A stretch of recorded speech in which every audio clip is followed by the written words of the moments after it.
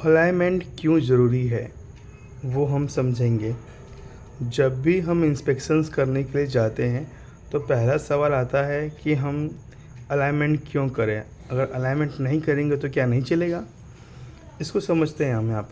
यहाँ पर आप देख सकते हैं कि एक ड्राइंग है। उस ड्राइंग के अंदर आपके दो सर्कल हैं यहाँ पर, और बेसिक्स कुछ लीनियर डायमेंशंस यहाँ पे शो हुए हैं।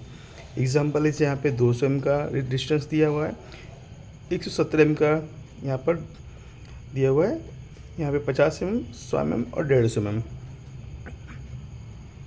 और ये ड्राइंग आपका स्टैंडर्ड व्यू है। अगर मैं टॉप व्यू से देख रहा हूँ तो देखिए ये एकदम स्ट्रेट व्यू है आपका यहाँ पर।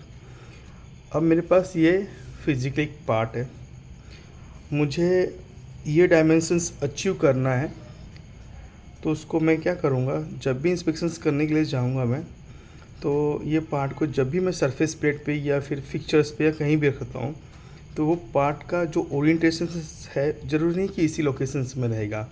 वो हो सकता है पार्ट ऐसा हो, पार्ट ऐसा हो, या पार्ट अपने ऐसा रखा हो। अब मैं जब पार्ट को चेक करने के लिए जाता हूँ, जब तक ये पार्ट का ओरिएंटेशंस और व्यू ऐसा नहीं रहेगा तब तक आपको सेम डायमेंशंस नहीं मिलेगी। एग्जांपल इस ये पार्ट है मेरा, मैं इसको चेक कर, इस पार्ट को मैंने ऐसा रखा है यहाँ पर, और मुझे डायमेंशंस चेक करनी है। जैसे मैंने यहाँ पे इस सर्कल को प्रॉप किया, ये सर्कल को प्रॉप किया, ये प्लेन लिया मैंने, और अलाइनमेंट के बिना जब मैं चेक करने के लिए जाऊँगा डायमेंशंस, तो जो मुझे यहाँ पे 50 mm मिल रही थी, अब यहाँ से वो आपको माइनस में दिखाई देगी। माइनस से मतलब वो 15-20 mm दिखाई देगा। जो यहाँ पर 170 mm दिखाई दे रहा था, अगर मैं ये चेक करूँगा तो डायमेंशंस कम हो जाएगा आपका।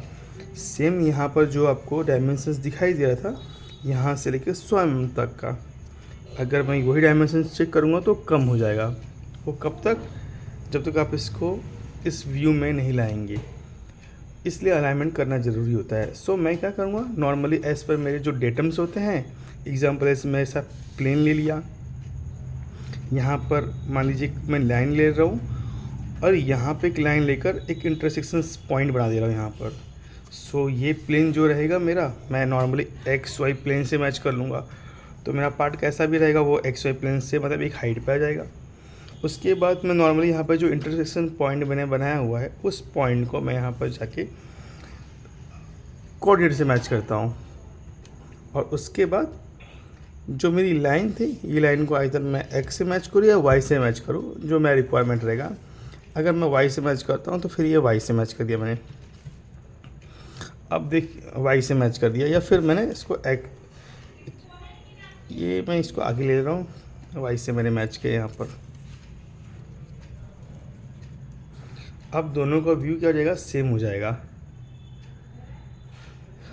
अब मैं जब नॉर्मली जब डिस्टेंस निकालूंगा तो मुझे वैल्यू सेम दिखाई देगी। जैसे मैं यहाँ से इसका डिस्टेंस निकालूंगा या यहाँ से इसका डिस्टेंस निकालूंगा, दोनों का व्यू सेम हो गया। इसलिए अलाइनमेंट करना ज़रूरी है।